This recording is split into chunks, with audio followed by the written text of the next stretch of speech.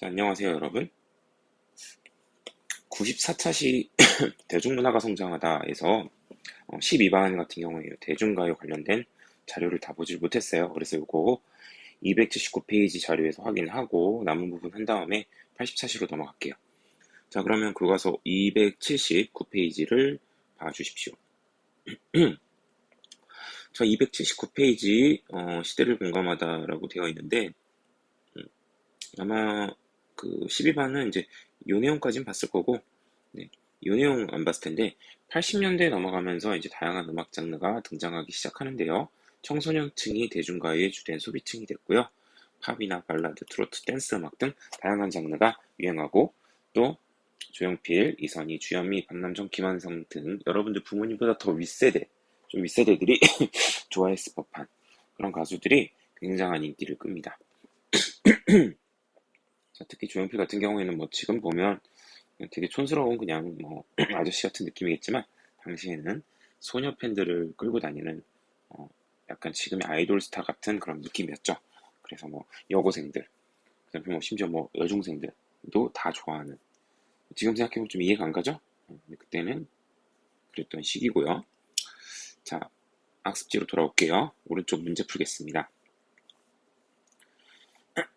최초의 국산 흑백 TV예요. TV 방송 시작된 건 60년대고요. 그리고 80년대에는 컬러 TV가 보급이 되죠. 그리고 70년대에는 청바지와 통기타로 대표되는 청년 문화가 발달합니다. 자, 이러한 것들 전부 다 대중문화인데요. 특히 80년대부터는 이 컬러 TV가 보급되면서 TV가 대중문화를 주도하기 시작하죠. 2번 보겠습니다. 자, 이 내용 한번 읽어보세요. 신문, 잡지, 방송에 대한 외부 간섭 배제한다. 기관은 출입 거부한다. 언론인 불법 연행 거부한다. 등등등. 자, 이것은 바로 유신체제 성립 이후 비판적 언론인들을 구속해직하고 기자 등록제인 프레스카드제를 시작하여 정부에 대한 비판적 기자 활동을 제한하였다. 이러한 언론 통제에 대항하여 동아일보 기자들이 했던 선언이 있었죠. 자, 유신체제 언론 통제에 대항해서 동아일보 기자들이 발표했던 선언은 무엇일까요? 바로 자유, 언론, 실천, 선언. 칸이 좀 좁네요. 이렇게 학습지에도 나와요. 자유, 언론, 실천, 선언. 자유, 언론, 실천, 선언을 발표했죠. 자, 넘어갈게요. 문제 바로 풀겠습니다. 다음 설명에 맞으면 동그라미, 틀리면 X표. 5.16 군사정변 이후에 학교에서는 군사교육과 방공교육 등 주체사상교육, 이거 잘 나가다가 마지막에 주체사상이 옛말입니까? 주체사상은 북한식 사회주의, 김일성이 만든 북한 사회주의 사상이에요. 대한민국하고는 어울리지 않는 거고, 4.19 혁명 직후 신문에 대한 발행 허가제가 폐지되면서 언론의 활동, 언론의 자유 활발해졌죠. 자, 장면 정부 때 일시적인 언론 활동 활발해진 내용. X5가 되고요. 자, 2번 볼게요. 자, 국민교육 헌장에 대한 내용이에요. 국민교육 헌장 하면 뭐 국가주의 교육을 상징한다라고 보시면 되겠죠. 안보교육 체제 강화했고요. 민주시민 양성은요. 요거는 2000년대 이후에 등장하는 개념이죠. 독재 정권 같은 경우에는 민주시민보다는 국가에 충성하는 국민을 원했어요. 자, 그래서 민주시민 양성은 국가주의 교육을 강조하던 박정희 정부의 교육 정책하고는 관계가 멉니다. 자, 새마을운동 맞고요. 국가민족 강조 맞아요. 자, 3번으로 넘어갈게요. 1970년대를 배경으로 연극을 제작하려 할 때 등장인물로 가장 적절한 것은 70년대입니다. 자, 서울올림픽 70년대 아니에요. 몇 년대죠, 이거? 몇 년도인지도 알죠? 88년입니다. 네, 88년. 아, 죄송합니다. 하품이 나와가지고. 자, 인터넷으로 전자메일을 보는데, 전자메일은 이건 90년대 후반에나 가능하죠? 틀렸고요. 청바지 통기타, 이거 70년대 청년문화네요. 컬러TV 80년대죠. 누리소통망 SNS, 이거 2000년대. 정답은 3번입니다. 대중문화 발달 과정에 대한 설명으로 옳지 않은 것은 60년대 TV방송 흑백이지만 시작됐고요. 70년대 프로스포츠는 아니에요. 프로스포츠는 80년대입니다. 80년대 컬러TV 맞고요. 90년대 한류란 이름으로 90년대 후반부터 우리 대중문화가 아시아 국가에서 인기를 끌기 시작했죠. 2000년대는 K-팝이라고 해서 우리나라 음악이 세계적으로 인기를 끌게 됩니다. 자, 그래서 정답은 2번이에요. 2번. 자, 이제 오늘 33차 시를 공부를 할 텐데요. 민주주의의 발달 과정을 한번 쭉 공부를 해볼게요. 자, 일단 이전차 시 진단평가 문제부터 풀겠습니다. 박정희 정부는 국가와 민족이라는 이름 아래 개인을 희생하는 이 교육을 실시했대요. 어떤 교육? 개인보다 국가를 중요시 여기는 개인의 희생 강요하는 국가주의 교육입니다. 자, 2번 풀겠습니다. 유신 언론통제 대항 동아일보. 자, 좀 전에 문제 풀었었죠? 자유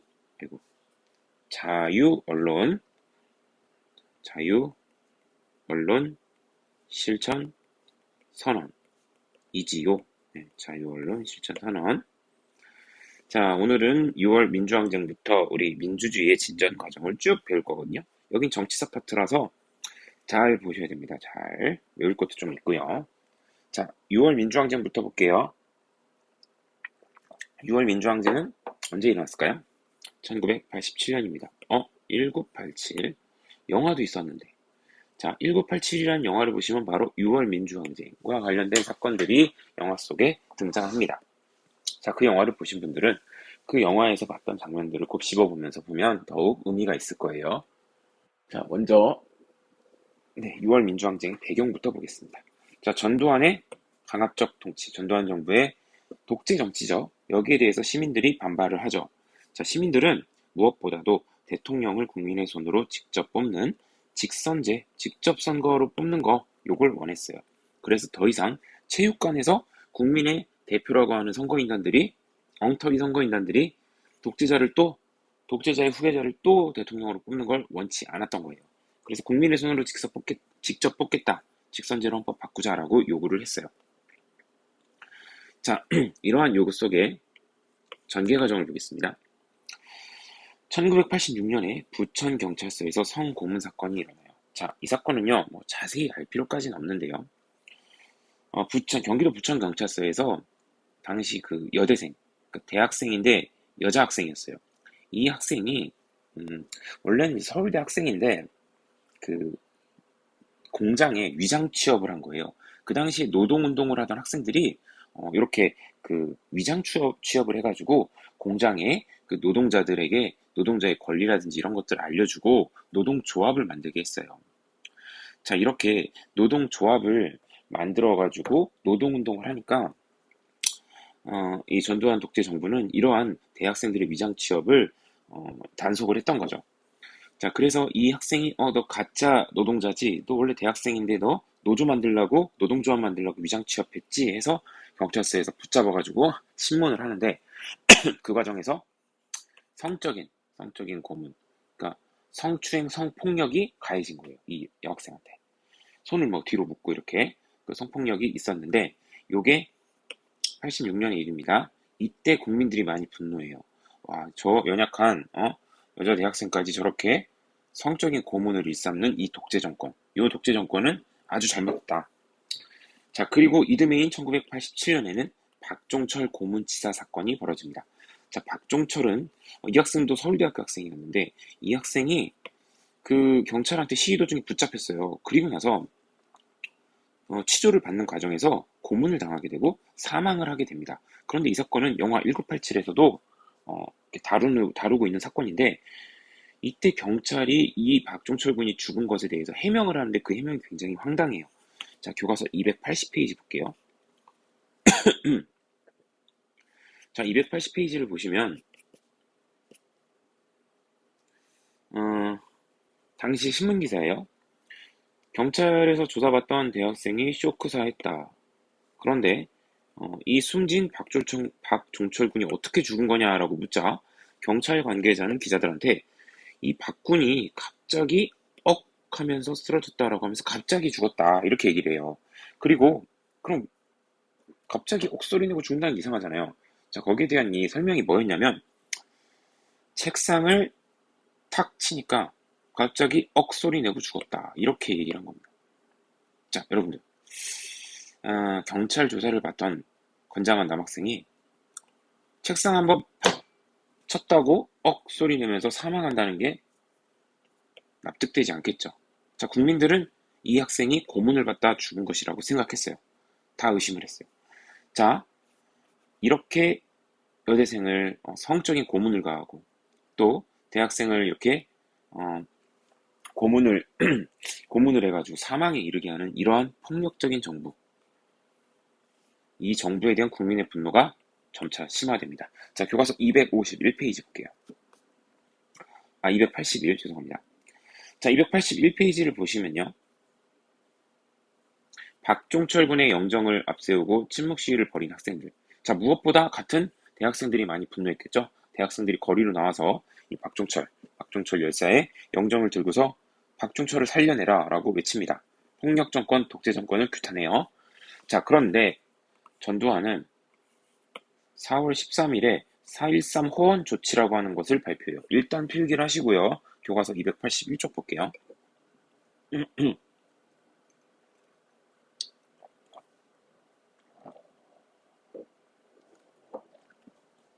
네. 4.13 호원 조치는요, 당시 대통령이던 이 전두환이 국민들이, 특히 대학생들을 중심으로 대통령을 국민의 손으로 직접 뽑는 직선제로 개헌하자라고 요구를 하니까 전두환이 TV 앞에 나타나서 카메라 앞에서 말합니다. 개헌 논의는 올림픽 뒤에나 생각할 일이다. 그러니까 개헌 얘기 꺼내지도 말아라. 현행 헌법으로 정부를 이양하겠다. 즉 현행 간접선거 형태로 다음 대통령 선거 치르고 정부 이양하겠다. 그것은 자신 점찍은 후계자에게 또 체육관에서 몰표를 줘가지고 대통령 당선시키겠다는 얘기에 다름없죠. 자, 이것 때문에 국민들이 분노를 해요. 자, 4.13 호원 조치는 한마디로 얘기하면 전두환이 대통령 간선제를 고수하겠다라고 얘기를 한 거고요. 이거 안 봤네요. 교과서에서. 요거. 일체 개헌 논의를 지금부터 금지한다라는 일종의 협박이었어요. 이제 개헌 얘기 꺼내지 마 하면서 정치권과 시민사회를 향해서 경고를 한 거죠. 자, 학습지로 돌아올게요. 자, 그러자 이제 학생 중심으로 직선제 개헌과 전두환 독재 정권의 퇴진을 요구하는 운동이 벌어지게 됩니다. 자, 그리고 여기 또 한 번 기름을 부은 사건은 바로 이한열 사건이에요. 자, 이한열 사건은 교과서 280페이지. 자, 이 사진 한번 보세요. 자, 연세대학교 학생이었던 이한열 군이 학교 앞 시위 도중에 최루탄에 맞아서 쓰러집니다. 여기 보면 피를 흘리는 이한열 군, 의식을 잃은 이한열 군의 사진이 있는데요. 이 이한열 군은 영화 1987 속에서 배우 강동원이 연기를 했어요. 이 옷 똑같이 입고 연기했죠. 이 패션 그대로.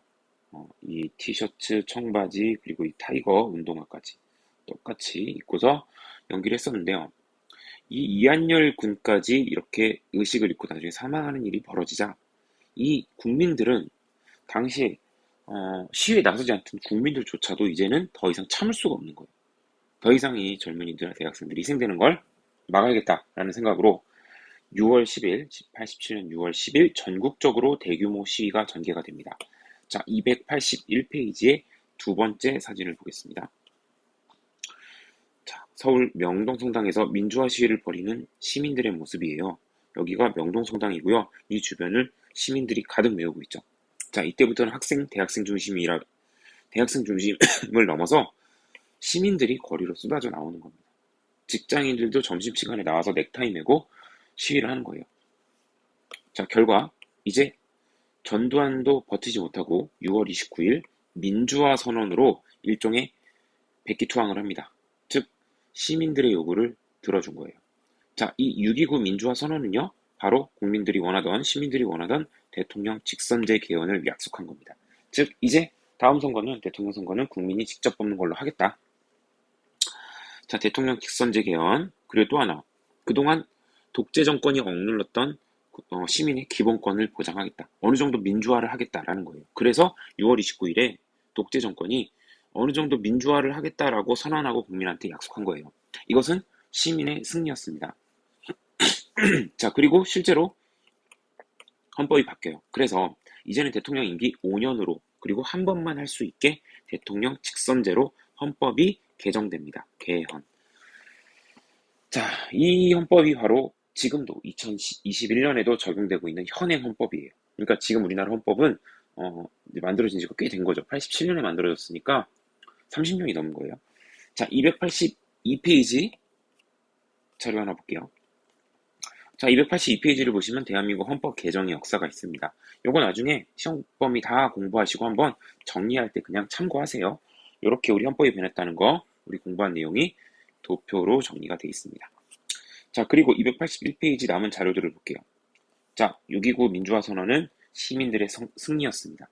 6월 민주화 항쟁의 결과였어요. 자, 그래서 6.29 민주화 선언이 있었던 날, 뭐, 주요 도시에 이런 축제 분위기를 느낄 수가 있었는데요. 특히 밥값이나 이러한 차, 음료값을 무료로 제공하는 식당들이 있었어요. 오늘은 독재 정권이 항복한 날, 차값은 무료입니다. 기쁜 날입니다. 자, 시민들도 즐거워하고 있죠. 자, 그래서 이렇게 시민들이 이제 승리를 하고요.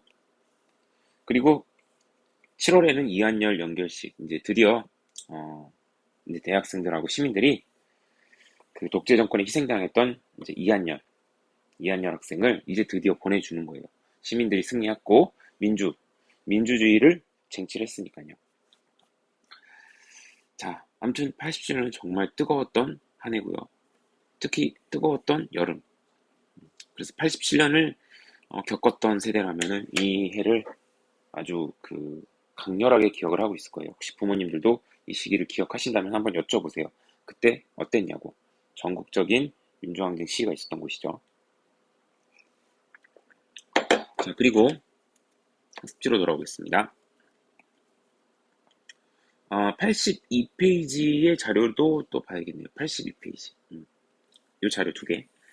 자, 6월 민주항쟁을 다룬 두 개의 자료를 볼게요. 일단 6.10 국민대회라고 해서 6월 항쟁이 이제 하이라이트죠. 여기 보시면 4.13 허원 조치는 무효다. 젊은이를 야만적인 고문으로 죽여놨다. 박종철 열사겠죠. 4.13 폭거를 철회하라.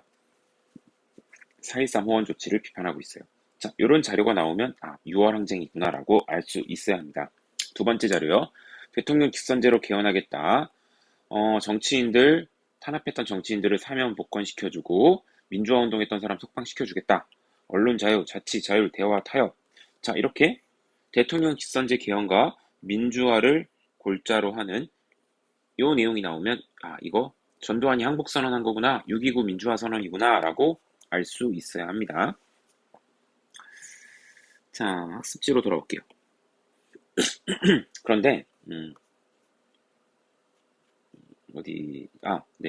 이 6.29 민주화 선언 관련해서 여기 문제가 하나 있거든요. 이것도 미리 풀어볼게요. 자, 6.29 민주화 선언을 기뻐하는 시민들인데요. 이 6.29 민주화 선언은 전두환이 발표한 게 아닙니다. 4.13 호원 조치는 전두환이 나와서 직접 발표했죠? 그쵸? 전두환이 직접. 그런데 이 6.29 민주화 선언, 일종의 항복 선언이기 때문에 전두환이 자기가 하기 싫은 거예요. 그래서 자신이 후계자로 지명한 자신의 친구 노태우를 시킵니다. 노태우가 다음 집권 여당의 대통령 후보였거든요. 그래서 야, 노태우 네가 가서 얘기해. 네가 가서 난 이런 거 하기 싫으니까 네가 가서 저기 직선제 개헌하고 민주화하겠다라고 선언해. 그래서 당시 차기 대통령 후보였던 노태우가 나와서 6.29 민주화 선언을 발표해요. 그러니까 전두환 아니고 노태우가 발표했습니다. 자, 주요 내용으로는 대통령 직선제 개헌 수용, 사면 복권, 언론 자유 보장. 사면 복권이라는 건 이제 민주화 운동하다가 붙잡힌 정치인들이나 이런 학생들 죄를 이제 사해주고 복권, 권리를 다시 복원시켜주겠다. 이거죠. 자, 민주주의 진전 2번으로 가보겠습니다. 자, 이상해요.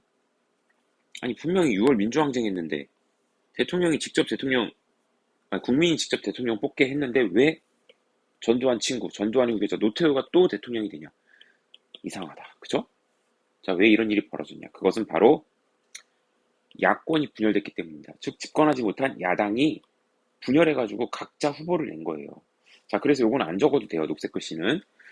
자, 그래서 당시에 야당 정치인 중에서 가장 인기가 있었던 김영삼과 김대중, 흔히 김씨 두 명이다 해서 양김이라고 하는데, 이 양김이 국민들의 요구는 이 둘이 힘을 합쳐서 단일화해서 둘 중에 한 명만 선거에 나오면 노태우를 떨어뜨리고 대통령이 될 수 있다. 이렇게 믿었어요. 그런데 이 둘이 단일화를 하지 못합니다. 각자 출마해요. 서로 간에 어떤 이해관계, 뭐 그런 또 욕심이 있었겠죠. 자, 그래서 김영삼과 김대중이 따로 나오자 어부지리로 집권 여당의 노태우, 전두환의 후계자가 당선이 된 겁니다. 자, 이거는 뭐 두고두고 사실 민주주의 발전 역사에서 아쉬운 일이겠죠. 이렇게 시민이 승리를 한 듯 보였는데 그 결과물이 노태우라니. 자, 그래도 국회의원 선거를 통해서 여당, 집권당인 여당이 야당한테 참패를 해서 여당이 국회의원 수가 적고 집권하지 못한 야당이 국회의원 수가 많은 이런 것을 여소야대라고 하거든요. 이런 정치형 국면이 만들어져요. 자, 이것은 거대한 야당이 독재 정권이지만 집권 여당을 견제할 수 있는 힘을 갖게 된 거예요. 그러니까 노태우와 그 집권 여당 입장에서는 좀 부담스러운 거죠. 자, 이렇게 야당이 국회의원 수가 더 많은 이러한 정치 지형을 이용해서 야당은 노태우 정부 집권 여당을 압박을 하는 거예요. 그래서 이런 일도 가능했던 거죠. 전두환 정부 시기의 비리와 전두환, 이 노태우 등이 5.18 민주화운동 때 이 광주의 시민들을 학살했던 그 사건들 있죠. 자, 이런 것들에 대한 진상규명이 국회에서 진행이 됩니다. 자, 이것은 여소야대이기 때문에 가능한 거겠죠. 야당이 끈질기게 요구해가지고 얻어낸 거예요. 자, 그리고 노태우 정부는 전두환 정부만큼 또 그 이전에 박정희 정부만큼 강력한 독재를 하지 못합니다. 왜냐하면 시대가 그만큼 변했기 때문이에요. 이제 민주화가 진전이 되고 있는 거죠. 자, 그렇기 때문에 이 시기에는 박정희 정부 들어서면서 중단됐던 지방자치제가 다시 부분적으로 실시돼요. 장면 정부 때 지방자치 했었죠. 그게 부분 실시되고요. 자, 부분 강조해주세요. 뒤에 또 전면 실시가 나와서 구분하셔야 돼요. 자, 그리고 언론기본법을 폐지합니다. 자, 언론기본법은 언론의 자유를 억압하던 법이었어요. 자, 이거 폐지하고요. 자, 그리고 북방외교를 추진합니다. 북방외교는 뭐냐면요. 노태우 정부 때 공산주의 국가들과 교류하고 외교관계를 수립한 거예요. 그래서 소련, 중국, 동유럽 같은 그전에는 우리가 여기 사회주의, 여기 빨갱이 국가니까 여기랑 절대 교류도 안 했거든요. 외교관계도 안 맺고. 자, 그런데 대통령이 나서서 이들과의 북방 외교를 추진하면서 우리가 동유럽 국가들하고 헝가리, 폴란드 이런 나라랑 국교를 수립하는 거예요. 외교관계를. 자, 그리고 네, 김영삼 정부 넘어가겠습니다. 자, 김영삼 정부는요. 3당 합당으로 인한 김영삼 당선 여기부터 시작됩니다. 자, 이 3당 합당도요. 여러분이 좀 맥락을 아셔야 되는데요. 3당 합당을 통해서 민주자유당이라는 당이 창당이 돼요. 적어주세요. 근데 이게 좀 독특합니다. 왜 독특하냐면 교과서 282페이지 본문 볼게요. 자, 요거 두 줄 보겠습니다. 여소야대의 상황과 민주화 요구의 확대로 정치적 어려움에 처한 집권 여당은 3당 합당을 추진하고 민주자유당을 창당했다. 자, 1990년의 일입니다. 자, 아까 노태우 정부는 집권당인 여당이 국회의원 수가 적고 야당이 국회의원 수가 많아가지고 분리했다고 그랬어요. 그래서 이들이 야당이 계속 민주화 요구를 하고 집권당을 압박을 해서 정치적 어려움이 처했죠. 그래서 노태우와 집권 여당은 다른 정치 세력을 끌어들여서 거대한 당을 만들어요. 거대한 정당을 만들어요. 그게 민주자유당인데요. 줄여서 민자당이라고 그래요. 근데 여기에 김영삼이 합류를 한 거예요. 자, 이건 굉장히 이상한 일이었습니다. 당시. 왜 이상한 일이냐? 노태우는 전두환이랑 한몸, 군부 독재의 후예죠. 근데 이 군부 독재자와 민주화, 그 군부 독재와 싸웠던 민주화 투사, 야당 정치인 김영삼이 손을 잡는다? 되게 어색한 그림이에요. 자, 그래서 이들이 3당 합당을 했을 때 이제 김영삼을 배신자다라고 비판하는 사람들이 많았습니다. 그러자 김영삼이 뭐라고 얘기했냐면 나는 독재 정권, 군부 독재 정권 호랑이를 잡으러 호랑이 굴로 들어가겠다. 즉 군부 독재를 끝장내기 위해서 군부 독재의 그 후신인 이 노태우와 그 집권 여당에 내가 들어가서 내가 거기서 대통령 후보가 돼서 내가 그 군부 독재를 끝내겠다. 진정한 민주화의 시대를 열겠다라고 공언을 했어요. 자, 이거에 대해서 지지하는 사람도 있었겠지만 여전히 동의하지 않고 물음표를 가진 사람도 많았죠. 자, 어쨌든 3당 합당의 결과 김영삼이 새로 민주자유당 대통령 후보가 됐고요. 김영삼이 당선이 됩니다. 자, 이 김영삼 대통령은 최대 업적 중에 하나로 꼽히는 게 바로 금융실명제 실시예요. 자, 금융실명제는 뭐냐면요. 금융거래를 실제 이름으로 한다라는 겁니다. 지금은 너무나 당연한 상식이죠. 그러나 옛날에는 자신의 이름이 아니어도 금융거래를 할 수가 있었어요. 그러니까 얼마나 여기서 불법 비리가 많이 저질러졌겠습니까? 자, 그래서 금융실명제를 실시하는데요. 자, 이거를 언제부터 하겠다라고 하면 사람들이 다 준비해놓고 돈 다 빼놓고 막 그렇겠죠? 자, 그래서 이거를 정말 전격적으로 국민들 전혀 모르는 상태에서 갑자기 딱 실행을 해버린 거예요. 오늘부터 금융실명제야 이렇게. 자, 그래서 이때 진짜 많은 그 검은 돈들이 수중에 그 수면 위로 올라와가지고 다 드러나게 됐어요. 그러니까 이제 그때 불법으로 이렇게 차명으로 가짜 이름으로 거래하던 그 계좌들이 묶이게 되는 거죠. 자, 아무튼 이것은 굉장히 단호한 개혁이었고요. 그 다음에 지방자치제 전면 실시, 노태우 때 부분 실시했던 것을 전면적으로 실시했습니다. 자, 교과서 283쪽 잠깐 보고 올게요. 자, 지방자치제 전면 실시는 95년이었는데요. 자, 지방의 상황에 적합한 지방행정이 이루어졌다라고 되어 있는데, 원래 예전에는 시장, 군수, 구청장, 뭐 이런 거 있죠? 다 국가가 임명했어요. 그런데 지금 우리는 대전 시장을 국민의 손으로 직접 뽑고, 구청장도 뽑고, 시의원, 구의원도 뽑죠? 자, 이게 95년 이 지방자치제 전면 실시부터 시작된 일입니다. 역사 바로 세우기가 진행이 됐어요. 자, 아래로 내려가서 은영 볼게요. 김영삼 정부는요, 옛 조선총독부 건물을 폭파 철거시켜 버립니다. 그리고 12.12 군사 쿠데타와 5.18 민주운동을 재평가해가지고요, 전두환과 노태우 두 전직 대통령을 법정에 세워서 구속합니다. 자, 사실 전두환과 노태우는 전두환의 후계자가 노태우고, 노태우가 어쨌든 김영삼과 당을 합쳐서 김영삼을 대통령 후보로 지명을 해가지고 김영삼이 대통령이 됐으니까 사실 전두환 노태우 입장에서는 설마 김영삼이 우리 라인인데 설마 우리를 그렇게? 라고 생각했을 거예요. 그쵸? 근데 김영삼 대통령이 어쨌든 자신이 그렇게 욕을 먹고 비판을 들으면서 호랑이 잡으러 호랑이 굴속으로 들어간다고 했잖아요. 근데 전두환 노태우를 구속한 것은 어쨌든 자신의 약속을 어느 정도는 지킨 거예요. 네. 뭐 거기에 대한 역사적 평가는 뒤에 더 후에 정확하게 이루어지겠지만요. 자, 어쨌든 이렇게 역사를 바로 세우고 정리하는 작업을 진행을 합니다. 자, 그러나 김영삼 정부의 가장 그 큰 실책은 바로 외환 위기입니다. 자, 우리나라가 외환, 즉 외국 돈이 부족해가지고 달러화가 부족해서 경제적으로 파탄나게 되는 상황이 발생하게 돼요. 자, 그래서 다급해진 정부는 IMF라고 하는 국제통화기금에 구제금융을 요청합니다.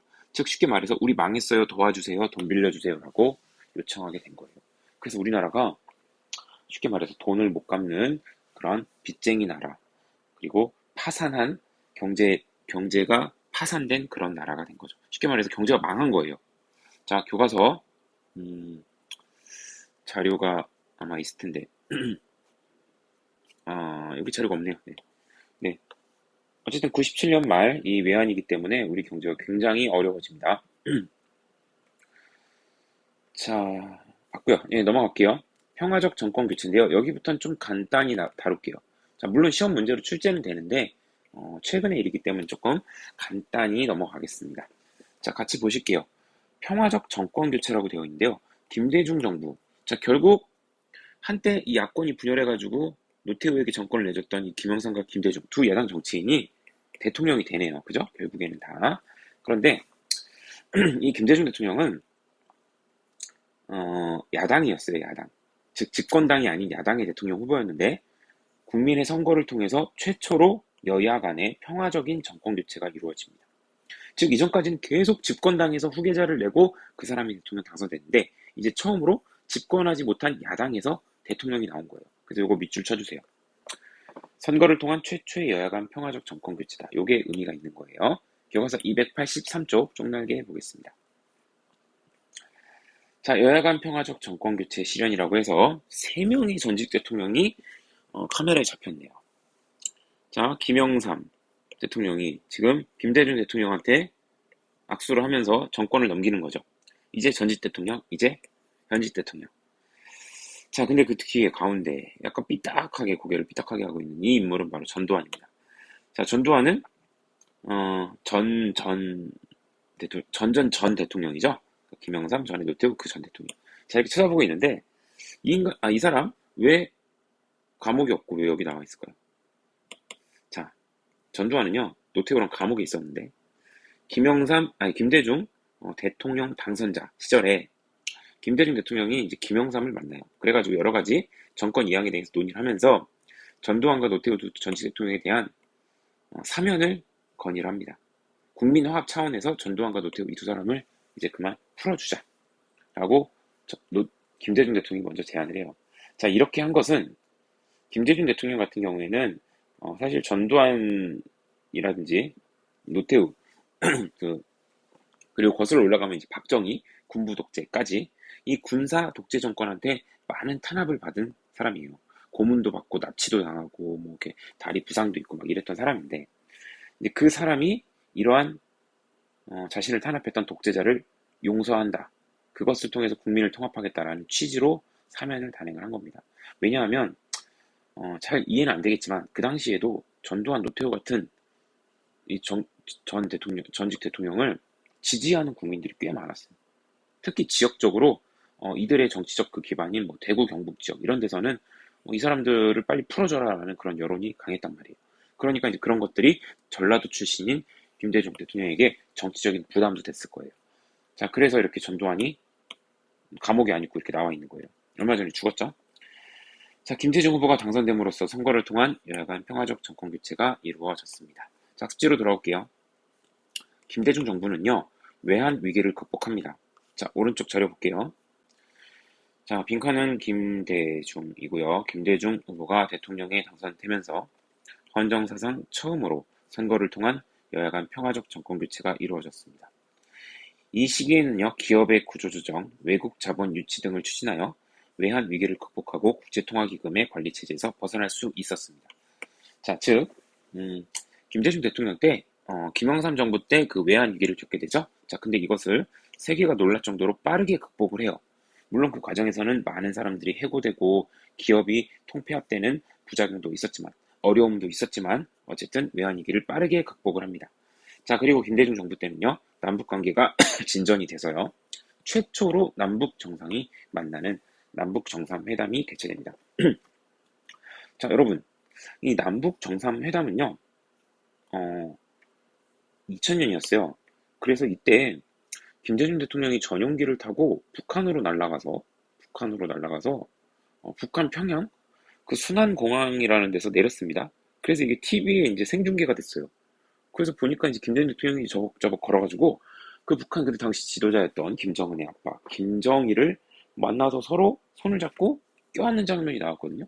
근데 이걸 선생님도 학창시절에 봤는데 너무 신기했어요, 진짜. 남한과 북한의 지도자가 만나가지고 그렇게 악수를 한다는 거, 한 화면에 나온다는 것 자체가 이건 마치 무슨 다른 차원의 세계로 간 것 같은 그런 신기한 걸 느꼈습니다. 북한이라는 나라는 진짜 그 북한 노동방송 그 이상한 질감의 필름 속에서만 보던 약간 정말 다른 세계 같았거든요. 근데 그 세계 속에 우리 대통령이 그 화면에 들어가가지고 같이 대화하고 그 김정일하고 이렇게 스킨십을 하는 걸 보니까 정말 신기했어요. 사람들도 다 그때 되게 신기했죠. 자, 이 남북정상회담과 남북관계 진전 그리고 또 김대중 대통령의 어떤 민주주의를 위한 그간의 노력이 인정을 받아서요. 한국인 최초로 나중에 노벨 평화상을 수상하게 돼요. 자, 이건 적어주세요.